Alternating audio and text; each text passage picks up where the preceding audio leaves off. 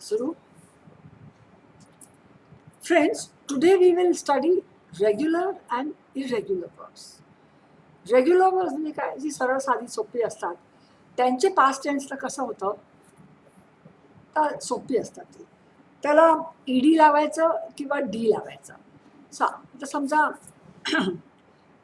I call, मी बोलावते, I call, past टेन्सला ईडी, आय कॉल्ड. परत पास्ट पार्टिसिपल कॉल्ड. ही दीज आर रेग्युलर वर्ब्स, साधी सरळ सोपी वर्ब्स आहेत. I bake, I bake a cake every day. I baked yesterday. I have baked. आता पास्ट पार्टिसिपलला तुम्हाला मी सांगितलेलं आहे की हॅव आणि हॅज लागतेच लागते. तर नुसतं past participle is baked, ED. I bake a cake, I baked a cake, I have baked a cake. So ही सरळ सोपी आहे. आता कधी ईडी असते किंवा टी असते. आता आय बिल्ड अ हाऊस.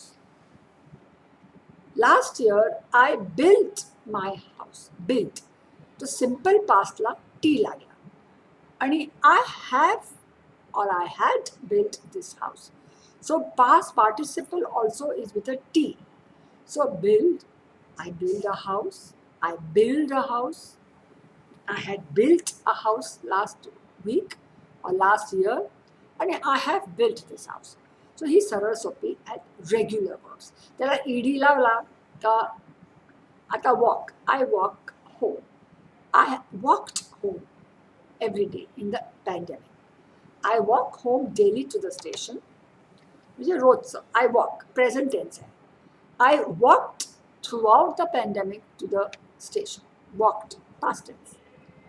आणि I have walked all these years to the station. I walked. Past participle. Walked. ED. So he regular verbs. आता आलं इरेग्युलर वर्ब्समध्ये जरा गडबड होते. कारण त्याला नुसता ईडी लावून होत नाही. पण ते तुम्हाला शिकावंच लागतं, तुम्हाला पाठ करावंच लागणार आहे. आता सपोज मी सांगितलं आय सिंग अ सॉन्ग. मी गाणं गाते. Sing, to sing. त्याला तुम्ही पास्ट टेन्सला ईडी लावणार का? No, it's doesn't make any sense. So I sing a song, I sang a song. आणि ज्याचा तर पास्ट पार्टिसिपल आहे तर संग आहे, यू.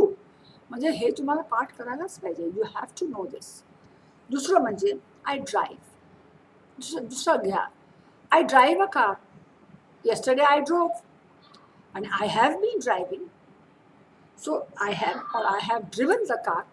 सो हे पास्ट पार्टिसिपल आहे, तर त्याला रेग्युलर ईडी किंवा असं काय लावून होत नाही, हे तुम्हाला शिकायलाच पाहिजे. I begin my class at 10 o'clock. मी माझा क्लास 10 वाजता सुरू करते. Yesterday I begin my class at 11 o'clock. काल माझा क्लास मी सुरुवात केला किंवा काल. I begin.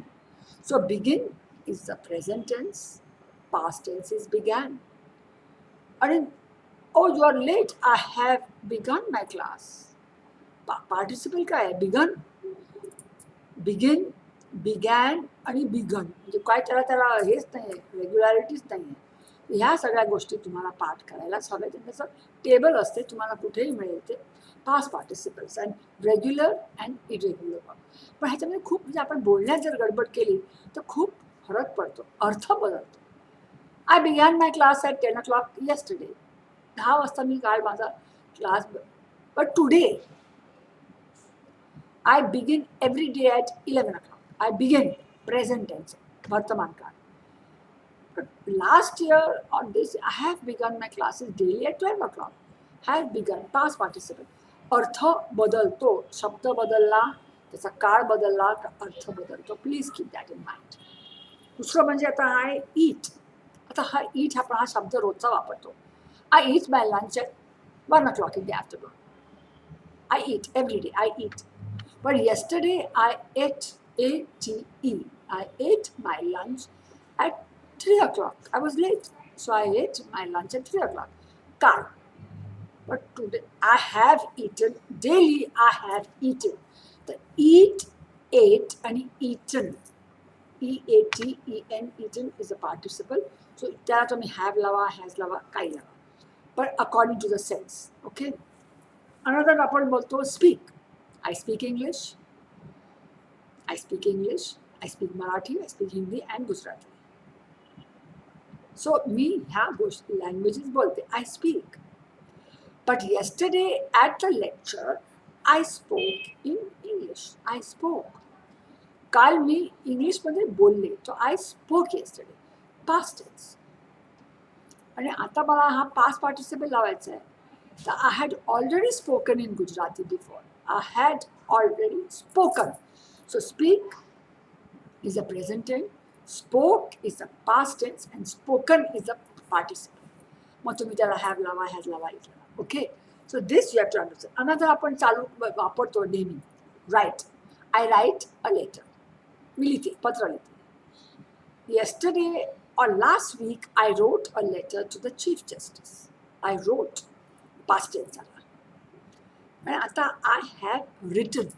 So write कुठे, wrote कुठे आणि written कुठे. सो हे जे शब्द आहेत तुम्हाला लक्षात ठेवायच लागतात आणि योग्य वेळी ते वापरायचे की त्याचा अर्थ बदलतो. आता उद्या जर मला लिहायचं आहे तर I will write to the chief justice tomorrow.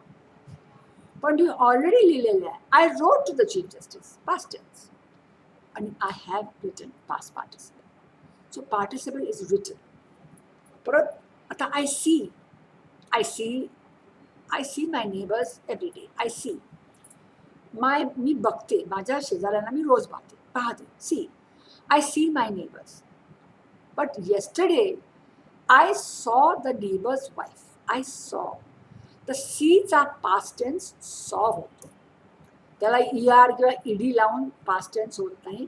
These are irregular verbs and त्याचा तुम्हाला शब्द पाठ पाहिजेतच पाहिजे to use it at the proper sense, proper time. परत I have seen my neighbor very often. तर see हे शब्द हा present tense आला. I saw past tense आला.